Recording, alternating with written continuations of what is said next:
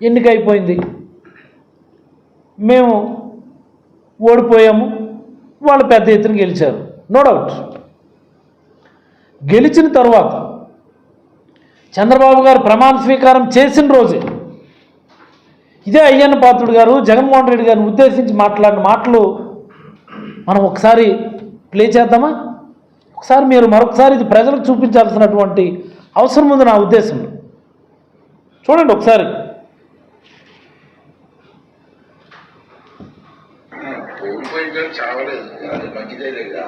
కొన్ని వేల కోట్లు డబ్బుగా అమ్ముడు పోరాడు లేడు వాడు చేశాను.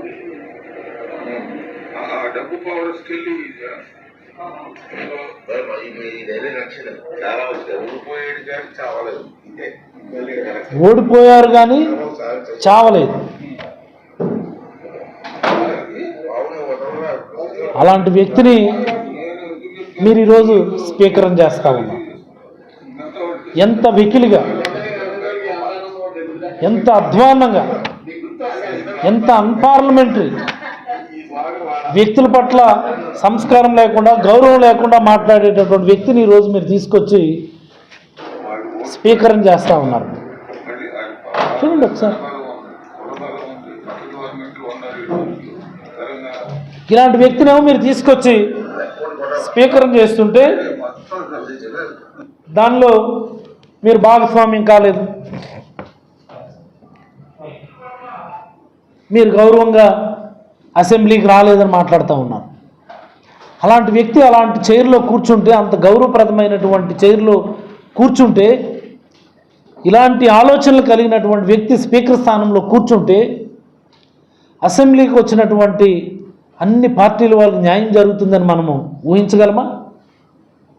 ముఖ్యంగా వైఎస్ఆర్ కాంగ్రెస్ పార్టీకి అవకాశం వస్తుంది, లేకపోతే వైఎస్ఆర్ కాంగ్రెస్ పార్టీ ప్రజల తరపున గొంతు వినిపించగలిగేటటువంటి అవకాశం ఈ అసెంబ్లీలో దొరుకుతుందని మనం ఊహించగలమా? ఎక్స్పెక్ట్ చేయగలమా?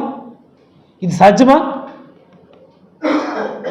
ఓడిపోయాడు కానీ చావలేదు అని మాట్లాడినటువంటి వ్యక్తి చేతిలో పెత్తనం పెడితే, ఆ వ్యక్తి చేతిని స్పీకర్ కుర్చీలో కూర్చోబెడితే, ఆయన ఇదే జగన్మోహన్ రెడ్డి గారికి ప్రజల తరపున గొంతు వినిపించడానికి అవకాశం ఇస్తారని మనం, ఇది సాధ్యమా? ఇది ఏమవుతున్నాయి? విలువలన్నీ ఏమవుతున్నాయి? ప్రజాస్వామ్యానికి, ప్రజాస్వామ్య పునాదులకి ఏ రకమైనటువంటి విలువిస్తున్నారు, కట్టుబాట్లను ఎలా ఫాలో అవుతున్నారు అనేది ఒకసారి రాష్ట్ర ప్రజలందరూ గమనించాలని నేనైతే కోరుతా ఉన్నాను. లేదు, ప్రతిపక్ష హోదా దక్కలేదు, ప్రతిపక్ష హోదా దక్కలేదని చెప్పేసి ఎవరో ఒకరిద్దరు మాట్లాడుతూ ఉన్నారు. ఏమండి, గతంలో జరగలేదా? ఇందిరాగాంధీ గారికి అప్పుడు <10% ఓట్ షేర్ వస్తే, ప్రతిపక్ష హోదా రాకపోయినా ప్రతిపక్ష హోదా ఇవ్వలేదా? ఇప్పుడు విపక్షంలో ఉన్నది ఏకైక పార్టీ వైఎస్ఆర్ కాంగ్రెస్ పార్టీయే కదా. ఈరోజు రాష్ట్ర అసెంబ్లీలో ఏకైక విపక్ష పార్టీ వైఎస్ఆర్ కాంగ్రెస్ పార్టీ.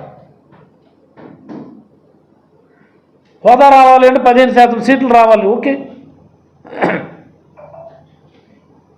మరి ఉన్నది ఏకైక విపక్ష పార్టీ వైఎస్ఆర్ కాంగ్రెస్ పార్టీయే కదా.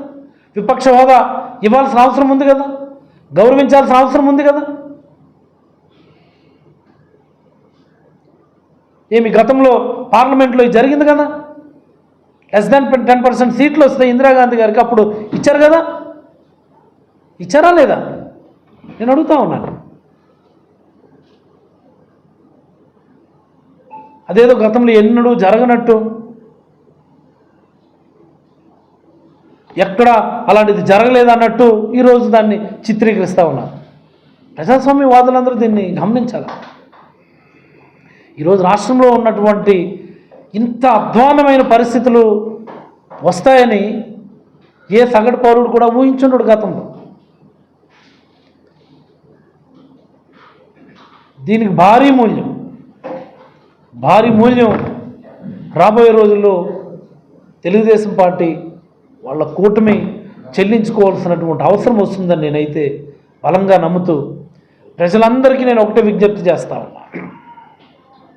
ప్రమాణ స్వీకారం జరిగి ఇంకొక 10-15 రోజులు కూడా జరగల. ఈ 15 రోజుల్లోనే ఓ పక్కన ఐఏఎస్ ఐపీఎస్ అధికారులు కూడా పార్టీలు అంటగట్టి, ఎంత అధ్వాన్నమైన పోకటి ఇది. ఎప్పుడైనా మన గతంలో చూసామా? ఐఏఎస్ ఐపీఎస్ అధికారులకు పార్టీలు అంటగట్టి పేపర్లో రాయడం చూసామా? ఈరోజు రాస్తున్నారు. బ్యూరోక్రాట్స్కి పార్టీలు అంటగట్టి మాట్లాడడం ఎక్కడన్నా విన్నాం మనం? గ్రామాల్లో ప్రతిపక్ష కార్యకర్తలకేమో భౌతిక దాడుల. ఇది